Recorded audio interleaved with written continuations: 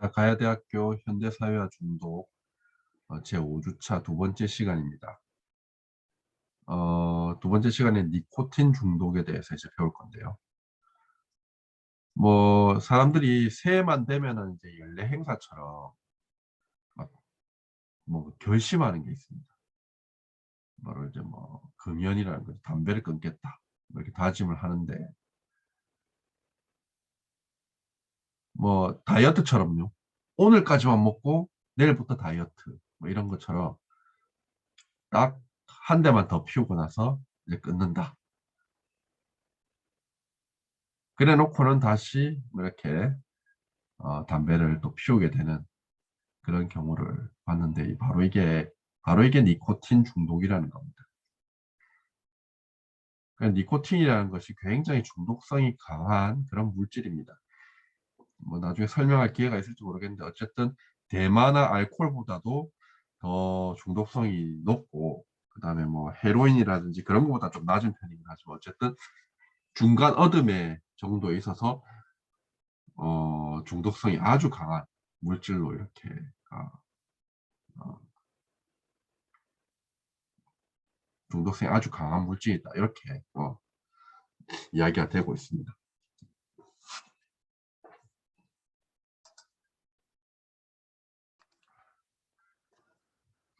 예, 앞 시간에도 그랬지만 조금 제가 계속 좀 지금 오미크론 그 증상으로 이제 감기 기운이 있는데, 이제 코감기도 같이 왔어요. 그래서 콧물이 너무 많이 나서 일단 마스크는 하고 있지만 콧물이 너무 많이 나서 중간중간에 영상 녹화를 끊고 다시 하다 보니까 아마 좀 부자연스럽게 연결되는 그런 부분이 있을 겁니다. 지금 마스크를 끼고 있어서 잘 모르시겠지만은 안에서는 지금 막 콧물이 흘러내리고 막 있습니다. 제가 코를 먹어가면서 막 이렇게 하고 있는 상황인데 좀 이해를 해주시기 바랍니다. 자, 화면상에 이제 니코틴 중독의 정의에 대해서 일단 먼저 보겠습니다. 담배 안에 들어있는 니코틴이라는 성분에 의해서 급성이나 만성의 신경 증상이 발생하는 것이다. 자, 여기서 급성 중독이라는 것은 처음 흡연을 하거나 우연히 담배를 삼켰을 때 발생하고, 증상으로는 두통, 오심, 구토, 설사, 시력장애, 혈액순환 부전, 심장마비, 혼수, 경련 등이 있습니다. 이제 만성 중독이라는 것은 만성적인 대량 흡연으로 생기고, 만성적인 인후염, 만성기관지염뿐만 아니라 심계항진, 부정맥, 혈압 상승, 협심증 등의 심장 및 혈관 증세 이외에 식욕 부진이나 소화불량 등의 위장 증세, 불면, 편두통, 시신경 장애 등과 같은 신경 증상이 일어나는 경우를 말합니다. 의학적으로 니코틴 의존은 니코틴과 인체의 상호작용의 결과로 신체적, 정신적 증상이 발생하는 것을 말하는 것인데요. 이러한 신체적, 정신적 증상으로는 모든 약물 의존의 공통적인 세 가지 현상, 바로 내성과 갈망과 금단이 있습니다. 니코틴의 의존성은 중간 내외 도파민 회로와 관련된 것이고요. 그런 내성이라는 것은 약물을 계속 투여하면 약물의 효과가 줄어들고, 그 결과 약물 투여량이 늘어나는 것, 그것을 말합니다. 갈망이라는 것은 오랫동안 사용하던 약물을 중지하면서 나타나는 약물에 대한 정신적인 의존을 이야기하고, 육체적으로 고통스럽고 신체적으로 여러 가지 증상이 나타날 때 바로 금단 현상이 일어난다, 이렇게 이야기를 합니다. 자, 여기서 니코틴이라는 것에 대해서 한번 또 알아볼 텐데요. 니코틴이라는 이름은 브라질에서 어, 어, 자신의 나 프랑스로 이제 흡연 문화를 전파한 외교관인 장 니코라는 그런 사람의 이름에서 유래가 되었습니다. 니코틴이라는 것은 가직과의 식물인 담배에 많이 들어있는 염기성 유기화합물인데요. 말초신경을 흥분시키거나 마비시키기 때문에 흔히 쥐약의 원료, 살충제로 사용된다고 이야기합니다. 여러분 니코틴, 담배 피우시는 분들 지금 쥐를 잡을 때 쓰는 쥐약을 피우신다고 생각을 한번 해보십시오. 얼마나 독하길래 쥐를 잡는 데 쓰는, 혹은 살충제, 어, 살충제로 쓰이는 그 원료가 되겠습니까? 바로 치사량은요, 한 60mg 이렇게 보고 있습니다. 실제 치사량은 킬로그램당 6.5에서 13mg 이상 담배를 피울 때 실제로 이제 뭐 흡수되는 양으로 따진다면은 60mg이라는 것은 담배를 한 600개에서 1000개 피를 피우면 이제 죽는. 그러니까는 뭐 보통의 경우는 죽진 않는다는 거죠. 죽진 않겠죠. 보통 하루에 한 갑 정도 핍니까? 한 갑에 뭐 얼마나 들어있나요? 한 20개 피 들어있나요? 한 50갑을 한꺼번에 한 40분 이내로, 40분 이내로, 한 1시간 이내로 피우면 죽을 수도 있다는 거죠. 나중에 방광기까지 계산을 해본다면요. 근데 이건 이제 성인에 대한 이야기고요. 어린 아이가 못 모르고, 애기들이 못 모르고 아빠가 담배 놨던 거, 이거를 담배를 그냥 놓아두고 그거를 빼가지고, 애들 그 길쭉하게 생긴 거 되게 좋아하거든요. 그걸 막 씹어서 이렇게 꿀꺽 삼켰다. 그렇게 되면은 굉장히 치명적인 사고가 일어날 수도 있는 겁니다. 주의를 하셔야겠죠. 그리고 이 혈중 니코틴 양의 어떤 반감기는 대략적으로 한 40분 정도 된답니다. 그래서 이제 체내에서는 한 2시간 정도로 남아 있는데 뭐 상당히 짧은 수준이죠. 사실은 다른 거에 비해서는 짧게 남아 있는 수준이긴 합니다. 니코틴 자체로는 이제 중독성이 좀 강하다는 것이고, 그다음에 독성도 그만큼 높은 편이긴 한데, 근데 이제 그 체내에 남아 있는 시간이 짧다 보니까는 뭐, 뭐 그렇게 뭐 심각하게 또 생각 안 할 수도 있지만, 근데 담배라는 그, 그 물건을 피우게 되면은요, 특히 담배 안에 타르라든지 카드뮴이라든지 이런 발암성 물질들이 같이 들어있습니다. 그래서 니코틴에 의해서 중독이 된 사람이 담배를 계속 피우게 되면 그 타르나 카드뮴 같은 그런 소량이지만은 그런 부분들이 계속 같이 흡입하게 되는 거죠. 그래서 결국은 니코틴이 어, 폐암 세포의 세포 자살을 억제함으로써 발암성 바람 바람이 된다는, 그러니까 암을 유발하는 그런 부분에 굉장히 크게 관여를 하고 있다라고 그렇게 알려져 있습니다. 발암 물질이라는 거죠. 쉽게 이야기해서. 그리고 이 니코틴이라는 것은 의존성이 굉장히 높은 물질이다. 중독성이 굉장히 높다. 어, 그 담배 이제 뭐 담배 회사들이 좀 니코 그 담배를 좀 더 사람들한테 대중화시키기 위해서, 기호도를 높이기 위해서 뭐 향 같은 걸 또 첨가하지 않습니까? 그래서 담배는 이 첨가된 가양이라든지 다양한 물질에 의해서 더 쉽게 중독이 될 수도 있다. 사람들이 그런 향이라든지 그런 거에 대해서 매료가 되는 바람에, 안 그래도 니코틴은 뭐 맛은 약간 쓴맛이긴 하지만 무색무취거든요. 그러다 보니까는 그거에 대해서는 별로 이렇게 이게 없어요.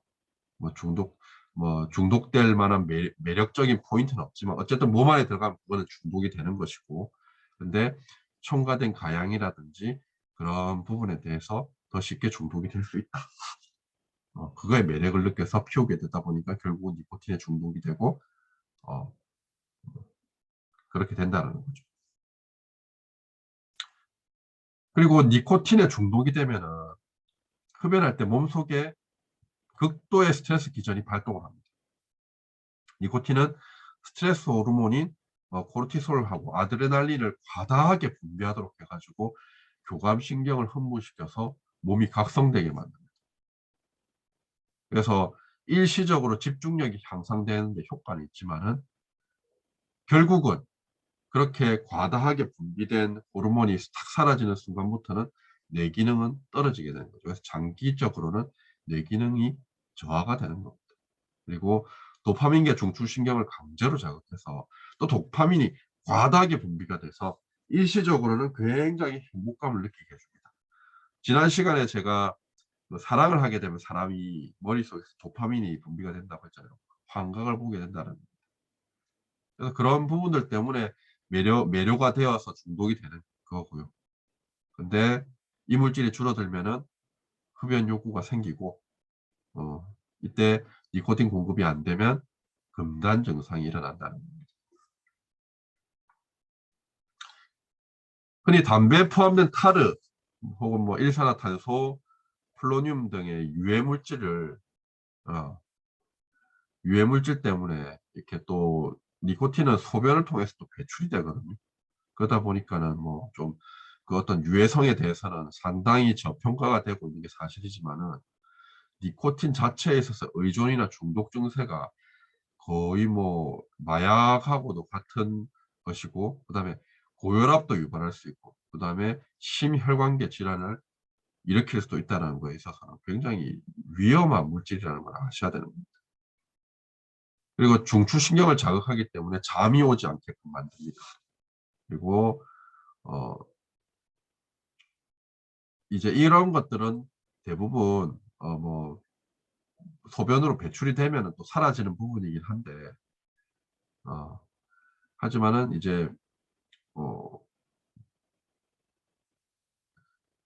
전자담배 같은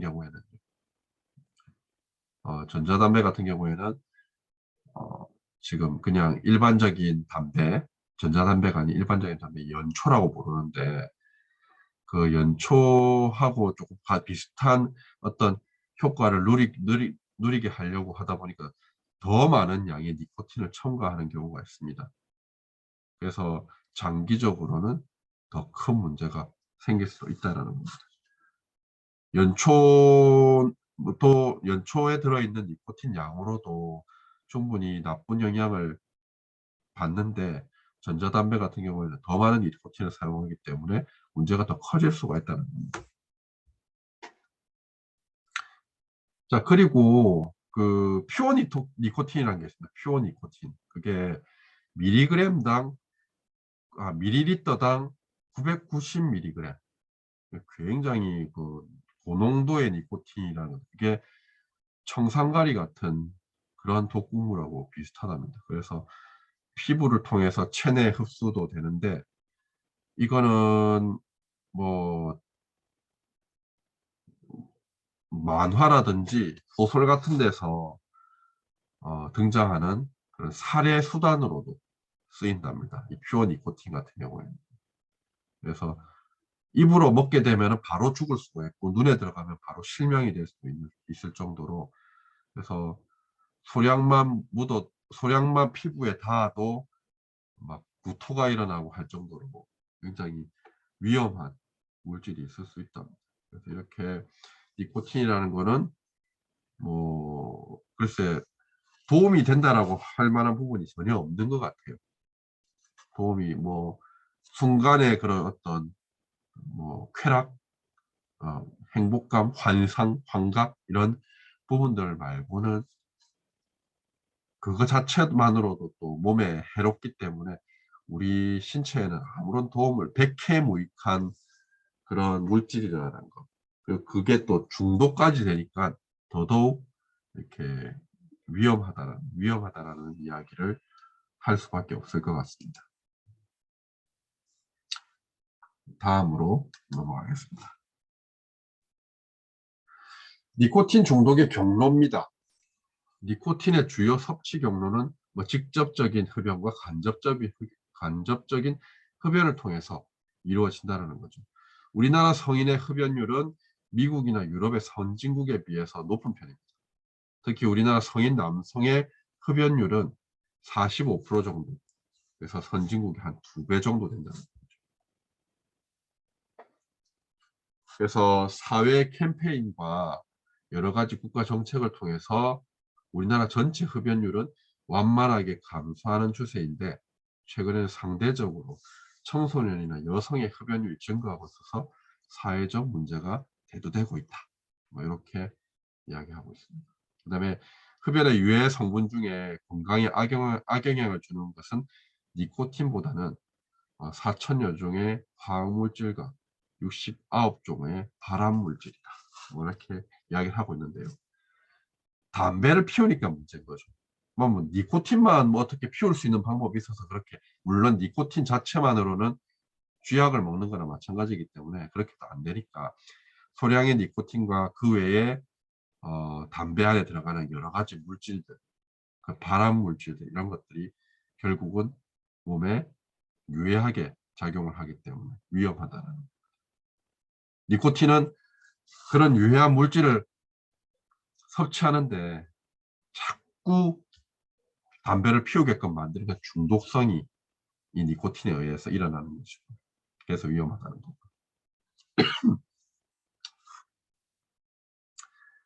그러한 이제 그 화학물질과 발암물질에는 바로 아스팔트의 성분인 도로 위에 깔리는 그 아스팔트, 시커먼 아스팔트 있죠. 거기에 성분인 타르하고 벤조피렌, 그런 발암물질, 그 다음에 니켈, 크롬, 카드뮴 등의 중금속, 그 다음에 인체 조직의 산소 공급을 방해하는 일산화탄소가 뭐 이런 것들에 포함된다라고 보시면 됩니다.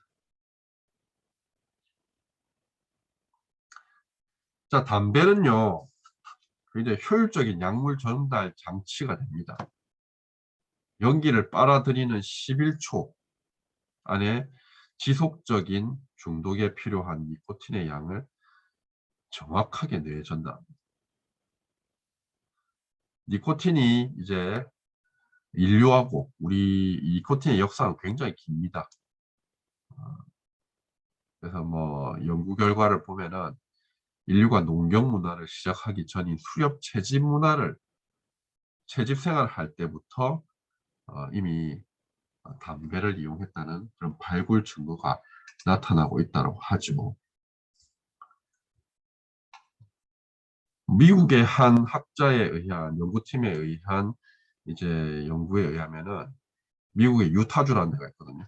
거기에 이제 사막이 있는데 사막에서 약 한 1만 2,300년 전에 화덕 잔해에서 야생 담배 씨앗 4개가 발견되었대요. 그래서 그 전까지는 뭐 미국의 네바다주에 그 이제 라스베가스가 있는 주죠. 네바다주에서 약 3,300년 전에 이제 담뱃대에 남은 니코틴 흔적이 담배의 기원이다라고 했었는데, 그거보다 훨씬 이전에 씹는 담배 혹은 이제 불에 태워서 연기를 마시는 막 그런 담배 형식으로 니코틴을 흡수한 걸로 이렇게 최초의 담배의 역사를 그렇게 이야기하고 있답니다. 근데 담배가 언제부터 재배되기 시작했는지는 알 수는 없는데, 뭐 미국이라든지 그런 아메리카 지역에 농업에 이제 꽃이 핀 것이 시작된 것이 한 5,000년 이내로 이렇게 본다면은 그 증거들이 거기에 굉장히 많이 남아 있다라고 볼 수 있고요. 그 이후에 이제 콜럼버스가 신대륙 발견을 하면서 유럽과 다른 지역으로 그 담배라는 것이 퍼져나갔고, 그렇게 해서 인류가 이제 담배를 피기 시작했다. 그렇게 역사가 시작된다는 것입니다.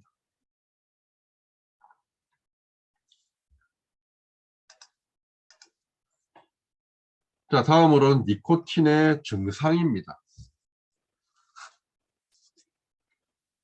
흡연을 한 후 시간이 지나면서 혈중 니코틴 농도는 떨어지고, 이에 따라서 중독이 되고 난 이후에는 흡연 욕구가 자꾸 커집니다. 담배를 피우는 사람이 아침에 일어나서 흡연 욕구를 가장 강하게 느끼는 것은 자는 동안에 담배를 피우지 못해서 혈중 니코틴 농도가 매우 감소되었기 때문입니다. 담배를 피우던 사람이 흡연을 중단하면서 나타나는 금단 현상에는 불면증, 긴장, 피로감, 두통, 기침, 가래, 목마름, 변비, 신경과민, 정신집중장애 등이 있는데 이는 이제 사람에 따라서 조금씩 다른 증상이 되겠죠. 이러니까 담배를 안 필 수가 없어요. 그죠? 굉장히 많은 금단 현상이 일어난다는 거. 쉽게 중독이 되고 금단 현상이 이렇게 일어나니까 인간은 나약한 존재일 수밖에 없는 거죠. 니코틴 앞에서는.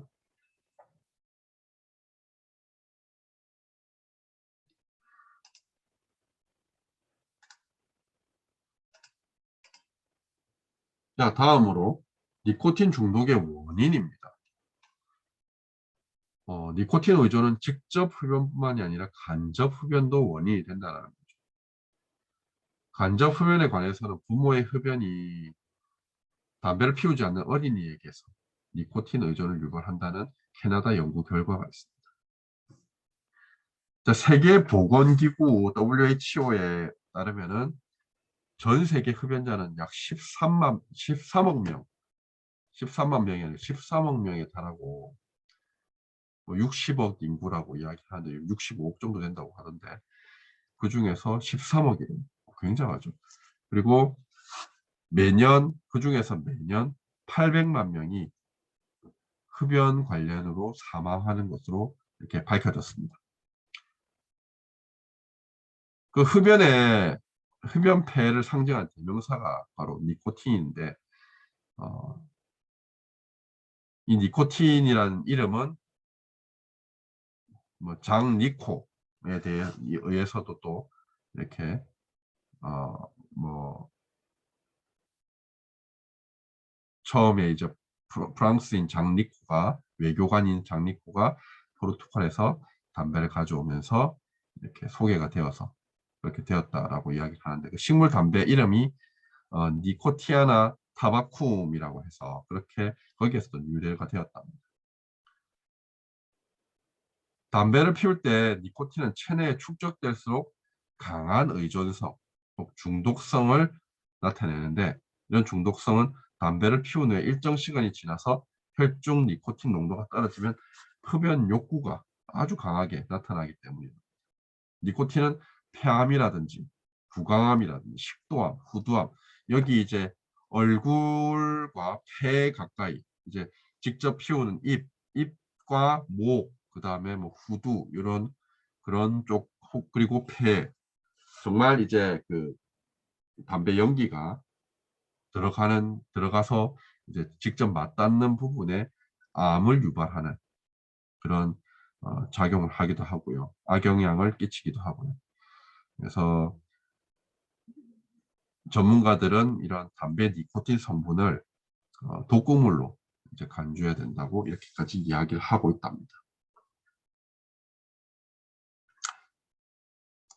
그러면은 뭐 최근에 뭐 이야기하듯이 뭐 1mm 담배 그거를 피우면 좀 낫지 않나요? 라고 이야기를 합니다. 니코틴 함량이 적은 담배를 피우면 니코틴 흡연량을 뭐 줄이는 거 아니냐 이렇게 이야기하는데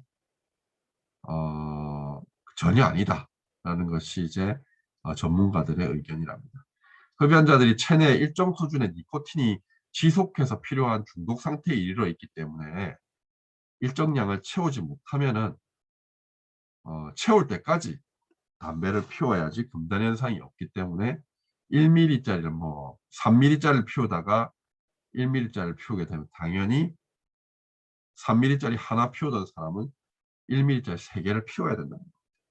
저함량 담배를 골랐을 때는 흡연자는 연기를 더 강하게 들이마시고 더 자주, 더 빨리 이렇게 그 담배를 피게 된다는 거죠. 그래서 평소와 동일한 양의 흡연을 하게 되기 때문에 결국은 돈만 더 쓴다는 거죠. 한갑 필 거 세갑 피게 된다는 겁니다. 요즘 담배 가격 어마무시하잖아요. 전 담배를 안 펴서 어떤지 잘 모르겠습니다. 근데 어쨌든 그렇다고 합니다. 그래서 실제로 흡연자를 상대로 조사한 결과를 보면은 저함량 담배를 피울 때는 일반 담배보다 더 세게 혹은 더 깊이 흡입한다라고 하는 사람이 더 많았고 굉장히 많았고요. 일반 담배보다 더 자주 피게 된다는 사람도 많았다고 합니다. 거의 60% 가까이 그렇게 이야기했답니다. 담배를 더 강하게 빨아들이면은 더 많은 일산화탄소를 들여 마시게 되거든요. 그러면은 몸에 이렇게 더 많은 헤모글로빈을 만들어내도록 하게 되면서 혈액은 더 끈적거리게 되는 거죠. 이 헤모글로빈이 나오면서 혈액 안에 헤모글로빈이 이제 공기를 더 많이 이렇게 운반을 해야 되니까 일산화탄소가 들어오면 공기가 모자라게 되는 거잖아요. 혈액이 끈적하게 되니까는 심장마비를 일으키게 되는 가능성도 높아진다. 니코틴에 이미 중독된 흡연자가 니코틴 함량이 적은 담배를 피우게 되는 것은 사실상 더 위험한 일이 될 수 있다는 거죠.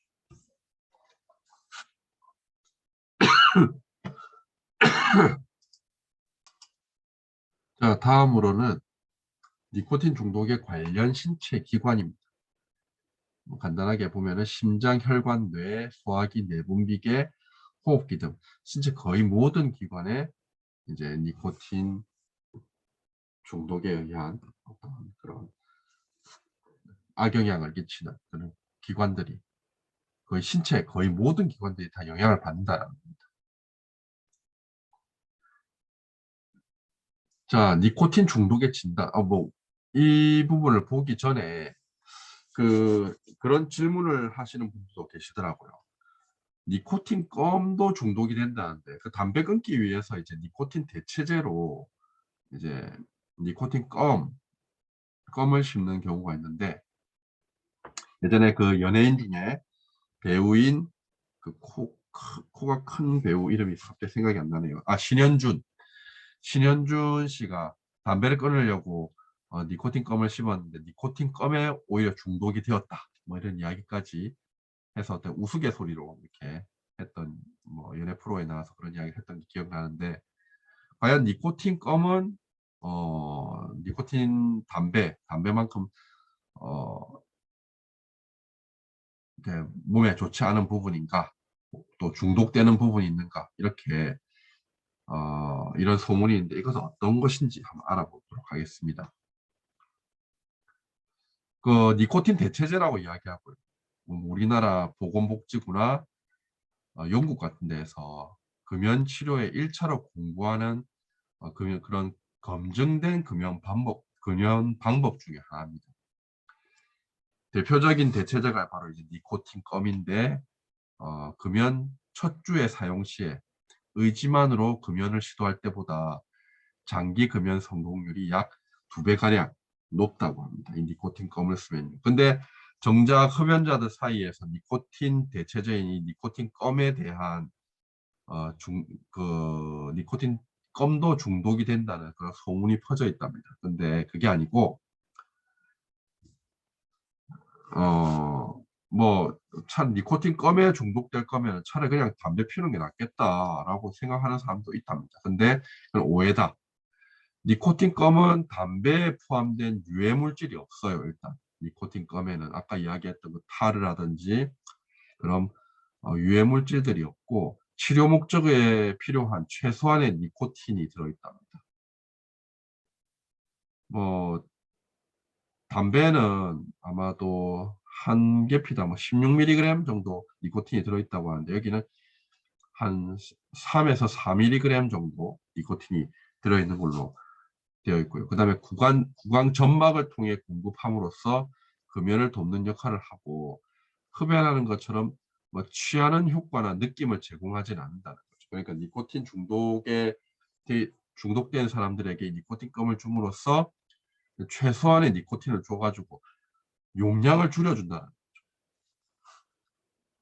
거죠. 담배 니코틴 같은 경우에는 니코틴 전달 속도를 가속화하는 그 아모니아 등의 첨가물이 포함되어 있어서 니코틴이 폐를 통해서 한 10초에서 20초 만에 뇌까지 전달이 된다.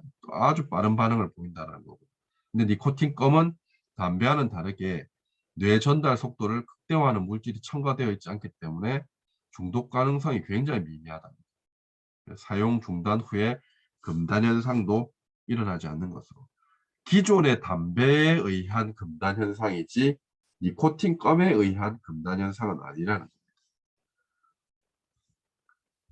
그래서 니코틴 껌도 어차피 니코틴이 들어있으니까 그냥 담배 피우고 말지 하는 것은 바람을 일으키는 게 니코틴이 아니라 담배 연기라는 걸 모르고 하는 소리인 거죠. 담배 연기 속에는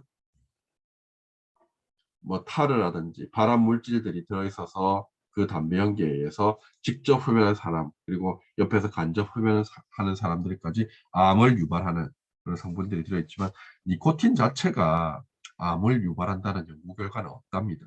그래서 담배 성분 중에서 질환을 일으키는 것이 아까 이야기했듯이 담배 연기에 포함된 4천여 종의 유해 물질이고요. 암을 비롯해서 만성 폐질환, 심장 질환 등을 유발한다. 이렇게까지 알려지고 있는 겁니다. 그래서 니코틴 껌을 한 3개월 정도 사용하면 금연에 충분한 효과를 누릴 수가 있고요. 그래서 만약 3개월 정도 사용한 후에 다시 담배에 손을 댈까 걱정된다면 한 6개월 정도까지 니코틴 껌을 사용해도 괜찮다고 합니다. 그러니까 그런 오해는 하지 말자. 뭐 이런 내용이고요. 자, 니코틴 중독의 진단에 대해서 한번 살펴봅니다. 니코틴 중독의 평가는 흡연력에 대한 평가로 시작합니다. 흡연력에 대한 평가는 흡연량, 그러니까 하루에 피는 흡연 개비수, 그다음에 흡연 기간, 흡연 시간, 그다음에 흡연에 대한 태도, 금연 경력 및 이에 대한 내용, 뭐 그런 내용은 금연 시도 횟수나 금연 방법, 금연 실패 이유, 금단 증상, 주변의 금연 압력, 금연에 대한 태도 등의 내용 등을 포함한다고 합니다. 그다음에 이제 많은 금연 클리닉과 임상 현장에서 니코틴 의존도에 대한 평가 도구로서 파거스트롬 테스트, 파거스트롬 테스트 for 니코틴 디펜던시라고 해서 니코틴 의존성에 대한 파거스트롬 테스트를 주로 사용하는데요. 이 설문조사 방법은 6가지 간단한 질문으로 니코틴 의존도를 평가하는 신뢰도와 타당도가 증명된 정량적인 진단법이라고 합니다. 그 니코틴 의존도 테스트인 파거스트롬 테스트는 이제 총 그 질문이 6가지가 있어요. 첫 번째 질문이 아침에 일어나서 얼마 만에 첫 담배를 피우느냐. 일어나 가지고 5분 이내다. 혹은 6분에서 30분이다. 31분에서 60분이다. 60분 이후다. 아까 이야기했듯이 사람들이 아침에 일어나면은 담배를 제일 먼저 찾는다고 해요. 왜냐하면은 자는 동안에 니코틴이 빠져나갔으니까 그 빠져나간 니코틴을 충족하려고 중독이 된 사람들은 그 빠져나간 니코틴을 충족하려고 아침에 일어나자마자 담배를 피우려고 한다는 거죠. 근데 그게 5분이냐 6분에서 30분이냐 31분에서 60분이냐 혹은 60분 이후냐 그거에 따라서 3, 2, 1, 0 이렇게 해서 점수를 또 주고요. 두 번째, 금연구역인 도서관이나 극장, 병원 등에서 담배 참기가 힘드냐? 예, 아니요. 예면 1점, 아니오면 0점. 여러분 중에 혹시 담배 피우는 분들 있으면 제가 하는데 대해서 체크를 한번 해보세요.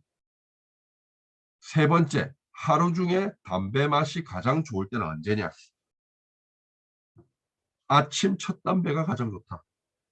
그 외에 담배가 좋다. 1점, 0점.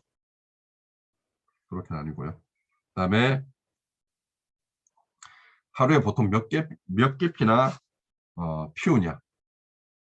10개 피 이상 피운다. 이하로 피운다. 그 다음에 11개 비에서 20개 비 정도 피운다. 21개 비에서 30개 비 정도 피운다. 31개 비 이상 피운다. 그래서 0점, 1점, 2점, 3점. 다섯 번째 질문. 오후와 저녁 시간보다 오전 중에 담배를 더 자주 피우냐? 예, 아니오에서 1점, 0점. 그 다음에 몸이 아파 하루 종일 누워있을 때도 담배를 피우느냐? 예, 아니오에서 1점, 0점. 이렇게 합니다. 그래서 총점이 0점에서 3점까지면은 낮은 의존도입니다. 그리고 4점에서 6점 정도면 중간 의존도, 그리고 7점에서 10점이면은 굉장히 높은 의존도를 가지고 있다라고 이야기합니다. 이게 바거스트롬 테스트고요.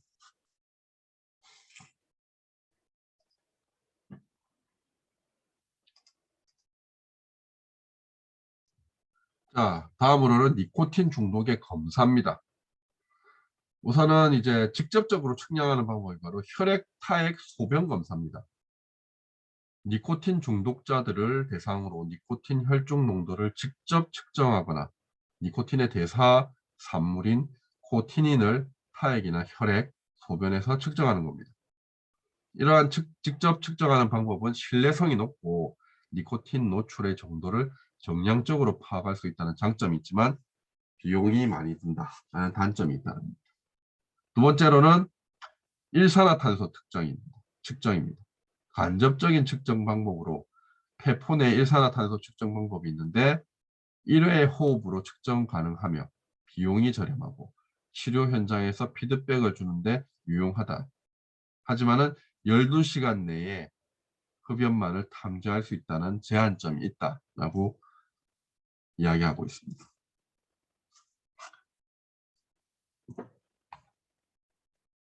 니코틴 중독의 치료에 관해서 또 계속 보도록 하겠습니다. 금연은 스스로의 의지만으로 유지하기가 굉장히 힘들답니다. 특히 니코틴에 대한 의존도가 높을수록 금연을 할 때 나타나는 금단 증상으로 힘들어하게 됩니다. 따라서 금연 클리닉 등을 방문하여 본인의 상태를 확인하고 개인에게 맞는 금연법을 시도하는 것이 중요하다는 거죠. 혼자서 금연하기 힘든 사람들을 위해서 니코틴을 외부에서 공급하여 니코틴의 금단 증상을 없애는 방법이 있는데 이를 니코틴 대체요법이라고 이야기합니다. 아까 이야기했던 NRT, 니코틴 껌 같은 경우, 그런 경우를 이야기합니다. 니코틴 대체요법에는 패치, 껌, 사탕 등이 있다는 것이고요. 대표적인 니코틴 대체요법은 니코틴 패치가 있는데 병원이나 약국에서 구입이 가능하다고 합니다. 니코틴 패치는 금연하는 날 아침부터 몸, 가슴이나 팔에 매일 한 장씩 붙이는 것으로 패치가 붙어진 피부를 통해서 니코틴이 흡수되어 금단 증상을 감소시킵니다. 그러나 기억할 점은 니코틴 패치를 붙인다고 담배를 바로 끊을 수 있는 것은 아니고 금연을 하려는 사람이 금단 증상으로 힘들어하지 않고 담배를 끊을 수 있도록 도와주는 보조제라는 것입니다. 또한 8주 이상 니코틴 대체요법을 시행하는 것이 금연하는 데 더욱 도움을 준다는 근거가 없기 때문에 최대 8주까지 사용하는 편이 좋다라고 되어 있고요. 니코틴 패치의 부작용에는 패치를 붙인 부위의 피부가 가렵거나 부을 수 있다는 겁니다. 잠을 잘 못 자거나 꿈이 생생하게 기억나는 것, 그런 것 등도 이제 또 악몽을 꾼다라는 그런 부작용도 있다고 합니다. 그리고 머리가 아프거나 속이 메스꺼운 증상이 있을 수 있고요. 그러나 다행히 심한 부작용이 없다고 합니다. 근데 이제 임신을 하였거나 최근에 협심증 등이 심해져서 심근경색이 있다면 사용하지 않는 것이 좋겠다. 이렇게 이야기하고 있습니다. 이외에 대표적인 금연 처방약으로 의사의 처방이 필요한 바레니클린과 부프로피온 그런 것들이 있는데 모두 미국 식품의약국에서 안정성과 효과성을 입증받은 먹는 금연 치료 보조제입니다. 부프로피온은 항불안제 일종으로 금단 증상을 완화시켜 금연 성공률을 높이는 약제로 부작용으로는 오심, 구토, 입마름, 경련 발작이 있으나 발생 확률이 극히 낮다. 이렇게 이야기하고 있습니다. 바레니클린은 가장 최근에 개발된 약인데 뭐 2006년이니까 뭐 오래됐습니다. 역시 거의 한 6년 됐죠. 근데 어쨌든 그래도 가장 최근에 개발된 약이라고 합니다. 그래서 뇌의 니코틴 수용체에 니코틴이 들어오면 이제 니코틴을 이제 뇌까지 가지고 가는 그런 수용체에 니코틴 대신 결합해서 니코틴 효과와 비슷한 효과를, 니코틴과 비슷한 효과를 나타내는 그런 부분이랍니다. 그래서 그 결과 금단 증상을 감소시키고 흡연 욕구를 자제시킨다는 거죠. 니코틴은 중독성이 있는 물질이지만 이런 바레니클린은 니코틴의 효과를 보면서도 중독성은 없는 그런 어, 약물이라는 거죠. 하루에 2번씩 12주간 꾸준히 복용을 하면은 한국인의 금연 성공률이 약 60%, 다른 약제에 비해서 굉장히 뛰어난 결과를 보여주고 있다는 것이고, 부작용으로는 오심, 두통, 불면증 등이 있지만 심각한 부작용은 없는 편이다. 그래서 개인 체질과 건강 상태에 따라서 약물 복용에 따른 개인 반응이 다를 수 있으므로 의사와 꾸준한 상담을 받으면서 이렇게 해야 된다는 이야기입니다. 자, 니코틴 중독의 경과입니다. 니코틴에 중독된 사람은 대부분 만성적인 흡연자입니다. 따라서 니코틴 중독은 만성적인 흡연으로 건강상의 문제가 일어나는 경우가 이제 그 심각한 문제 그 부분인데요. 흡연은 신체 기관 거의 모든 곳에 암의 발생률을 높이고 있고요. 왜냐하면 연기로 되어 있는 부분이다 보니까. 그리고 흡입을 하게 되면은 사실 영양분이나 이제 모든 것이 다 이제 이 폐를 통한 산소 공급을 통해서 이루어지는데 거기에 다 니코틴이나 그 나쁜 연기에 포함되어 있는 나쁜 물질들이, 발암 물질들이 온몸으로 퍼지게 되면 당연히 어, 암의 모든 부위에 암에 작용을 할 수밖에 없는 거겠죠. 흡연과 관련되어 있는 암은 폐암, 구강암, 식도암, 후두암, 방광암 등이 있고요. 만성 폐쇄성 폐질환, 만성 기관지염이나 폐기종 같은, 그 다음에 허혈성 심장질환, 그 다음에 뇌혈관 질환 등의 위험도도 높이는 걸로 알려져 있습니다. 뿐만 아니라 흡연을 하는 여성이 임신을 하게 되면 저체중 혹은 유산, 주산기 합병증 같은 그런 부분들까지도 이루어질 수가 있다. 지나간 이야기라 사는 거지만 여기서 이제 임신한 여성이 담배를 피우면 어떤 영향이 있느냐라는 그런 부분에 대해서 제가 직접 목도한 이야기입니다. 제가 중학교 시절에 살던 아파트가 부산의 한 지역의 아파트에 저희 바로 옆집에 살던 신혼부부가 있었는데 그 집 이제 제가 살던 아파트는 복도식이었어요.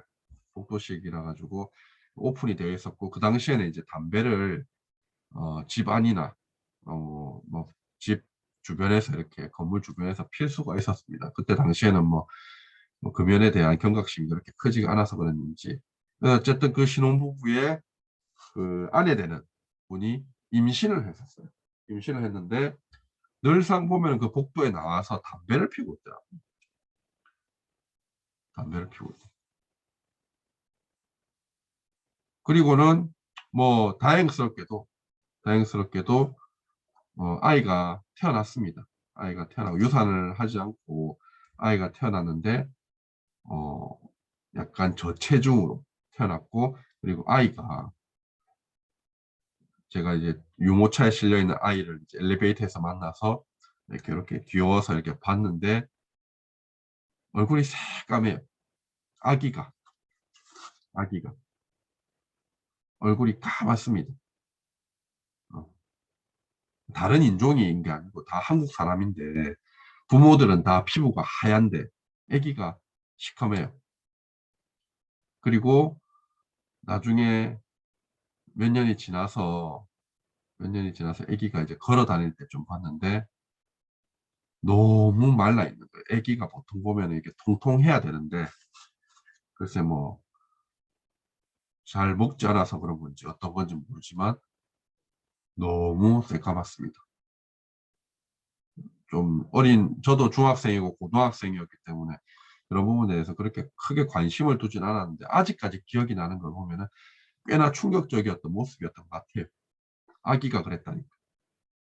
아무튼 그런 영향이 있다라는 거죠. 자, 니코틴 중독의 예방입니다. 흡연은 니코틴 중독의 원인이기 때문에 흡연을 하지 않는 것이 니코틴 중독의 예방인 거겠죠. 당연하죠. 흡연은 니코틴을 통한 약물 중독이며 건강에 백해무익하다. 금연을 하는 것은 본인의 자발적인 의지도 중요하지만 어떤 정부 차원에서의 법과 규제, 시민사회운동, 교육을 통한 사회 전체적인 금연 분위기를 유도하는 것이 중요하다. 그래서 이런 현대사회 중독 같은 그런 정규 교과목, 그리고 그 외에 뭐 영상 온라인을 통한 그런 특강, 그다음에 금연구역을 전체적으로 금연구역을 만들어 놓는 어떤 법과 규제, 그런 부분에 대해서 이제 시민들 스스로가 금연에 대한 운동을 벌이는 사회 운동, 이런 것들이 이제 일어나고 있는 것이고, 금단 증상을 완화시키고 재흡연을 예방하기 위해서 흡연 욕구가 생기면 길고 천천히 숨을 쉬고 천천히 내뱉는, 심호흡을 한 세 번 정도 하는 그런 거를, 또 사실 이거는 뭐 그렇게 효과가 있을 것 같진 않고요. 차가운 물을 입안에 약간 오래 두고 음미하거나 운동을 하는 등 흡연 생각이 나지 않도록 하는, 다른 일에 몰두하는 그런 방식. 또 술자리에 가면은 꼭 술을 마시면 담배를 피게 되어 있습니다. 그래서 술자리 등 흡연을 많이 하던 상황을 피하고 두통이나 신경과민 등의 증상이 있을 때에는 따뜻한 물로 샤워를 하면은 좀 몸이 이완이 되기 때문에 니코틴을 흡입하고 난 이후의 효과랑도 비슷한 효과를 볼 수가 있어서, 또 니코틴을 흡입하지 않더라도 음, 대체할 수 있는 그런 방편이 될 수 있다, 이렇게 보고 있고요. 그다음에 불면증 예방을 위해서는 오후에는 카페인이 함유된 음료수를 마시지 말고, 변비 예방을 위해서 섬유소가 많이 들어있는 음식을 또 섭취하는 것이 또 니코틴을 더 땡기지 않게 하는 그런 방법인 것 같고요. 그다음에 뭐 배우자라든지 연인이라든지 주변에 금연을 하는 친구가 같이 도움을 주는 것이 또 한 방편입니다. 보통 예전에 보면은 담배 많이 피던 애들이 금연을 하는 거 보면은 여자친구들이 담배 피는 걸 너무 싫어해서 금연을 하는 경우가 있더라고요. 또 결혼을 앞둔 남자 중에서 담배를 폈는데 갑자기 담배를 안 펴요. 왜 그러냐? 금연을 해야지 결혼을 할 수 있다, 이런 조건이 내걸어졌다는 거죠.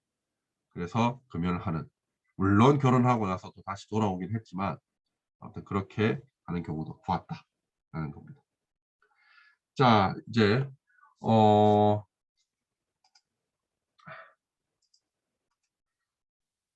근데 금연에 어떤 니코틴 이런 담배로부터의 성공적인 어, 금연을 하기 위한 세 가지 실천 과제라는 것이, 뭐 어쨌든 미국의 국립암연구소에서 봤을 때는 정말 뭐 안전한 수준의 흡연이라는 건 없다라고 본답니다.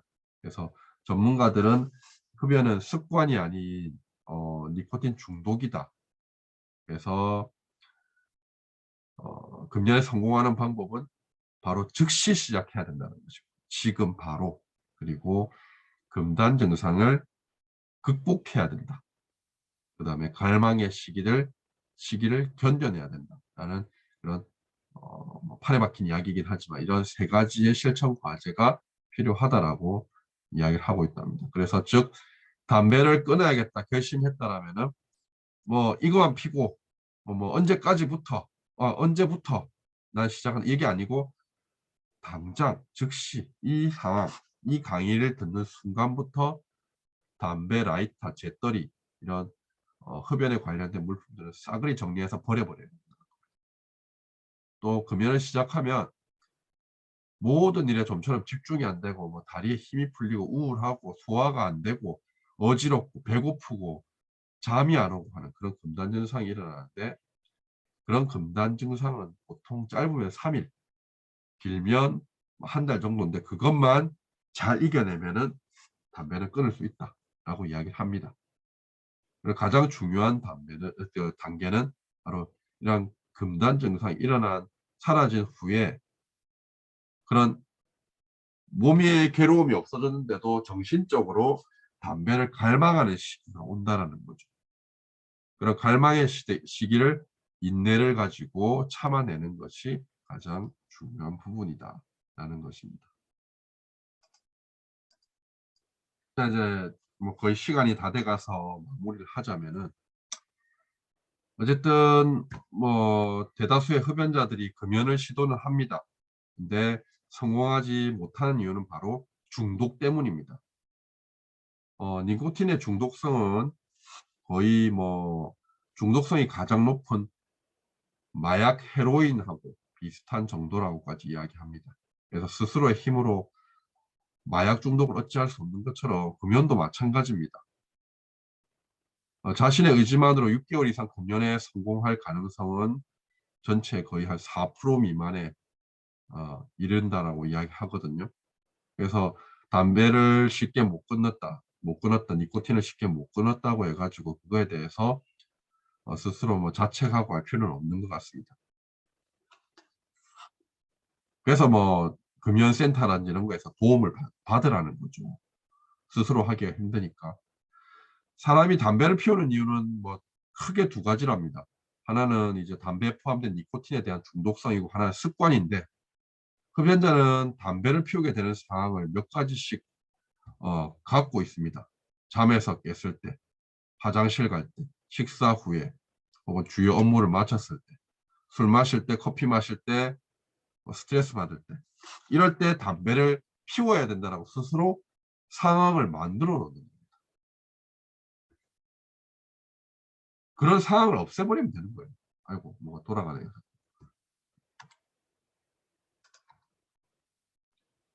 그런 상황을 이제 스스로가 없애버려야 된다.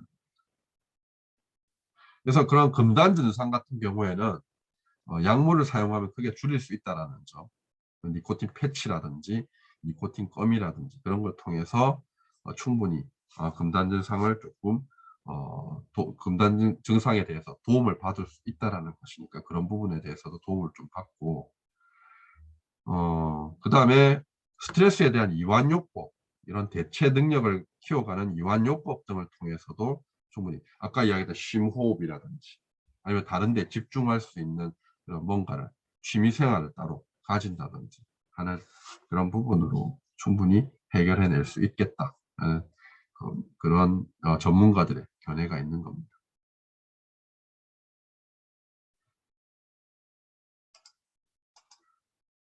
마지막으로 니코틴이 얼마나 이렇게 무서운 물질인가라는 것은요.